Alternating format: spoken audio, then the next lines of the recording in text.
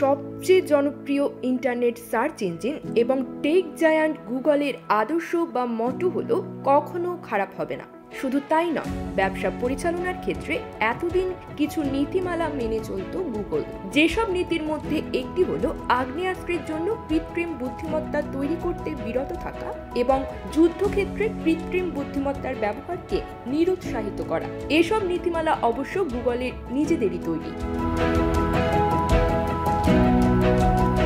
কিন্তু গুগলের কর্তৃপক্ষ সম্প্রতি যে সিদ্ধান্ত নিয়েছে তাতে সংস্থাটি সেই সিদ্ধান্ত থেকে বেরিয়ে আসছে বলে প্রতীয়মান হচ্ছে।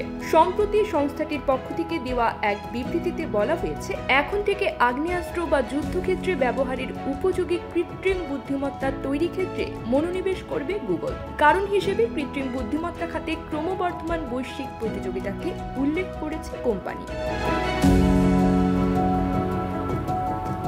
আমরা আশা করছি আমাদের তৈরি কৃত্রিম বুদ্ধিমত্তা স্বাধীনতা, সমতা এবং অন্যান্য মৌলিক মানবাধিকারের মর্যাদা অক্ষুণ্ণ রাখবে, বলা হয়েছে গুগলের বিবৃতিতে। তবে প্রস্তাবিত নতুন বুদ্ধিমত্তা আগ্নেয়াস্ত্র পরিচালনা ও যুদ্ধক্ষেত্রে কিভাবে ভূমিকা রাখতে পারে সে সম্পর্কিত কোনো আভাস বিবৃতিতে দেয়নি গুগল। পাশাপাশি এই বুদ্ধিমত্তা কিভাবে একই সঙ্গে যুদ্ধ সংঘাত ও মানবাধিকার রক্ষায় সহায়ক হবে সে সম্পর্কেও বিস্তারিত কিছু বলা হয়নি।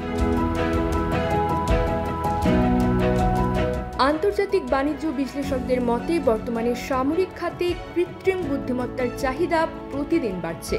কিন্তু যেসব কোম্পানি সামরিক খাতে ব্যবহারের উপযোগী বুদ্ধিমত্তা তৈরি করছে সেগুলোর অধিকাংশই কূটযুক্ত এবং এসব বুদ্ধিমত্তার সরবরাহকৃত তথ্য ব্যবহারের ফলে অনেক সময় বেসামরিকদের নিহত হওয়ার উচ্চ ঝুঁকি সৃষ্টি হয়। গুগলের মতো বড় কোম্পানি যদি এ খাতে আসে তাহলে সামরিক খাতে ব্যবহৃত বুদ্ধিমত্তার গুণ এবং মান উভয়েরই নাটকীয় পরিবর্তন হবে বলে আশা করছেন বিশ্লেষকরা।